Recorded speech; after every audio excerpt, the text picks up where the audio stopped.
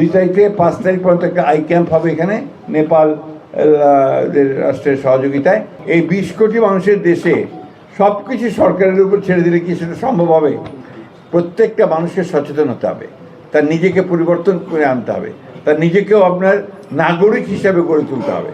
আমি যদি নাগরিক না হই, সিটিজেন না হই, আমার দায়িত্ব পালন না করি, আমি ময়লাটা যেখানে সেখানে ফেললাম, আমি আপনার বর্জ্য ফেললাম, এটাও আমাদেরকে কিন্তু পরিবর্তন, মাইন্ডসেটে পরিবর্তন আনা দরকার, তাই না? এই জিনিসগুলো আমাদেরকে করতে হবে।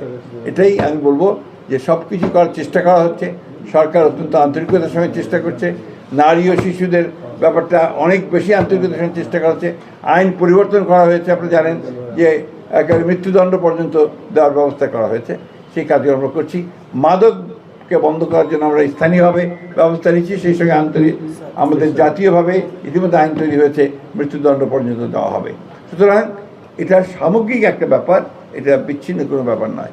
আমরা আসুন সবাই মিলে আমরা চেষ্টা করি যাতে আমাদের সমাজটাকে আমরা লিভেবল করতে পারি। আর 2 তারিখে একটা 2 তারিখ থেকে 5 তারিখ পর্যন্ত একটা আই ক্যাম্প হবে এখানে নেপাল রাষ্ট্রের সহযোগিতায়। সব কিছুই হবে, কারণ ইতিমধ্যে আমাদের 10 জন বাচ্চা আর 5 জন টিচার তারা গতকাল চীনের পথে রওনা হয়ে গেছে। তারা 10 দিন চীন ভ্রমণ করবে, 10 দিন পরে আমাদের ঠাকুরগার বাচ্চা। এটা হচ্ছে আবার তারাও আসবে, ধীরে ধীরে সব কিছুই হবে ইনশাল্লাহ। 600 হাসপাতালে যে সমস্ত বরাদ্দ, আমাদের শিক্ষক, চিকিৎসক, জনবল, টেকনিশিয়ান, যন্ত্রপাতি এবং আপনার খাদ্যের ব্যবস্থা, ওষুধের ব্যবস্থা, এগুলো করার জন্য আমরা উদ্যোগ গ্রহণ করব। সেই সিদ্ধান্ত আজকে এখানে হয়েছে, আমরা খুব দ্রুত ওই সিদ্ধান্ত গ্রহণ নেব। আমাদের এখানে অনেক সমস্যা আছে, সেই সমস্যাগুলো আপনারা জানেন। যেখানে যে রোগীর সংখ্যা, এটা ম্যানেজেবল না, এটা এত বেশি এখানে রোগীর সংখ্যা হয় যে সেটা এই হাসপাতালের এই জনসংখ্যা দিয়ে ম্যানেজ করা খুব কঠিন হয়ে যায়।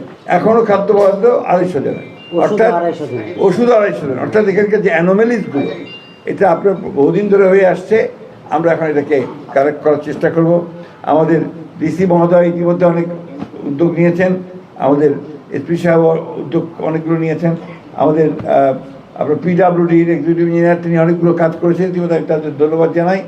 আমাদের সিভিল সার্জন সাহেব তো সবসময় ওতপ্রোতভাবে কাজ করছেন। আমাদের অ্যাডমিনিস্ট্রেটর মিউনিসিপ্যালিটি, পৌরসভা, তিনিও কাজ করেছেন। আমাদের এখানে একটা বড় সমস্যা ক্লিনিং, সেই সমস্যাগুলো সমাধান করার জন্য ইতিমধ্যে ব্যবস্থা নিয়েছি। এখানে আপনার মেডিকেল বর্জ্য যে আপনার পুড়িয়ে ফেলতে হয়, তার জন্য এখানে আপনার মেশিন ছিল না।